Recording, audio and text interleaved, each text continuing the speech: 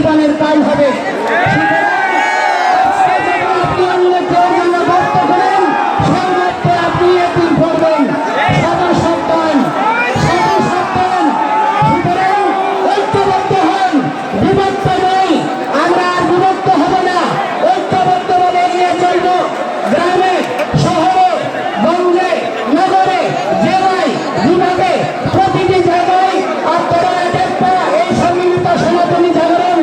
জোটের প্রতিনিধি টিম গড়ে তুলুন, এক একটা প্রতিরোধ টিম গড়ে তুলুন, যারা আমাদের মন্দির, আমাদের বৃদ্ধ নারী শিশুদেরকে সুরক্ষা দেবে, তাদেরকে নিয়ে কোন রকমের ছিনিমিনিকে প্রতিহত করবে।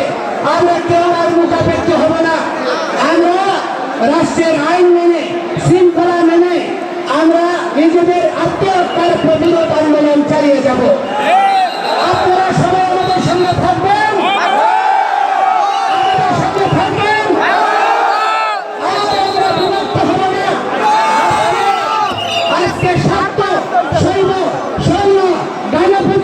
বৈষ্ণব, ব্রাহ্মণ, ক্ষত্রিয়, বৈশ্য, শূদ্র সকলে একাকার হয়েছে।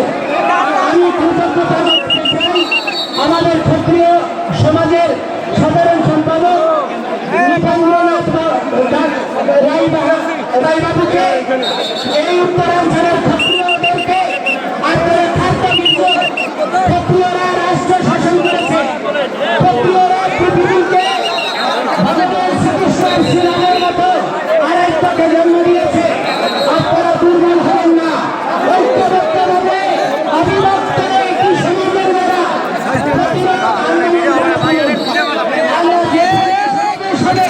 সকলে যোগদান করুন এবং সুশৃঙ্খলভাবে আমাদের এই চলমান আন্দোলনকে বজায় রাখুন। আপনারা প্রত্যেকে যার যা সামর্থ্য আছে, অর্থ আছে, তা দিয়ে এই আন্দোলনকে সহযোগিতা করুন। আর বিভক্ত নয়, প্রতিষ্ঠা নয়, আজকে সন্ত সমাজ মাঠে নেমেছে। আপনারা সকলে যোগদান করুন এই প্রার্থনা জানিয়ে। এবং দেখুন বিশ্ব মিডিয়া এই যে এখানে পথ মেরেছে, এখানে আহত করেছে আরো 2 জন, তারা 3 জন হসপিটালে আছে খুব গুরুতর।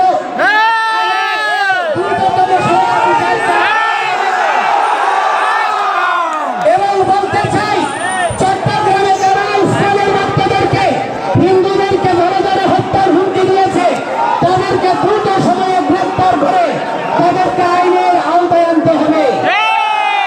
এর ব্যর্থ হলে প্রতিটি হিন্দু নারী বাংলাদেশের সর্বত্র এই আন্দোলন ঝাঁপিয়ে পড়বে। দয়া করে আমাদেরকে সংযুক্ত করবেন না। আমরা রাষ্ট্র বিনির্মাণে সহযোগী হতে চাই, সুতরাং আমাদেরকে সহযোগিত হওয়ার জন্য সুযোগ দিন। আমরা সবাইকে ধন্যবাদ জানিয়ে আমার বক্তব্য এখানে শেষ করছি। শুভকামনা।